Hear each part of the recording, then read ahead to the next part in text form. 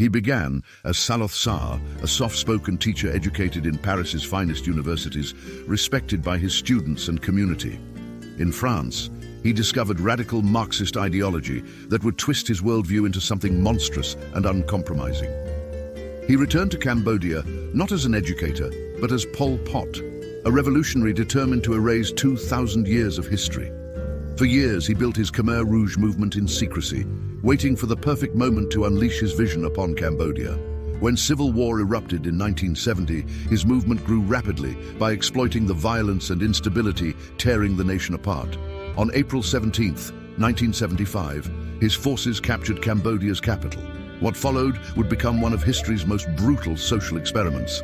His first official act was to empty every city and town in Cambodia, giving the population just 24 hours to leave everything behind. 2 million people became refugees in their own country, forced to march into unknown rural areas with only what they could carry. The weak, elderly and infants died by the thousands during these death marches, their bodies left where they fell. Hospital patients were ripped from IV drips and surgical beds, condemned to die on the roads for the crime of being sick. Pol Pot declared this Year Zero, the complete annihilation of Cambodia's past, culture and identity. Everything representing knowledge or beauty was destroyed. Libraries burned, musicians executed, temples desecrated. Families were systematically separated as the state demanded absolute loyalty above all human connections.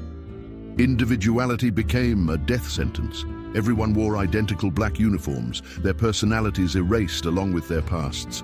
The entire nation became a slave labor camp, with people working under armed guard from dawn until dusk. Cities became ghost towns as Cambodia transformed into an agricultural prison covering every square mile of the country. Doctors, engineers and teachers who had never farmed were forced to work miracles with primitive tools and starvation rations. Food became a weapon. While the population starved, the regime exported rice to buy weapons and maintain power. The security prison S-21 became the heart of the killing machine, a former high school transformed into Cambodia's most notorious torture center. Every prisoner was meticulously documented with photographs and biographies, creating detailed records of their destruction. The goal of interrogation wasn't information. It was extracting confessions to imaginary crimes against the state. Prisoners were kept in leg irons in tiny cells, their world reduced to concrete and iron until their inevitable execution. Torture continued until prisoners confessed to being CIA agents, Vietnamese spies, or other fabricated enemies of the revolution. After confession, prisoners were taken to the killing fields outside Phnom Penh for execution to save bullets. The killing fields became industrial-scale execution sites where thousands were bludgeoned to death to conserve ammunition. Hoes, axes and wooden clubs became the preferred tools of murder, making executions quiet and ammunition-free.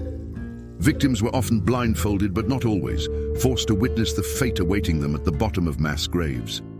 The regime maintained detailed lists of enemies, intellectuals, ethnic minorities, even people who wore glasses. Speaking French, having soft hands or wearing glasses could mean immediate execution as an intellectual.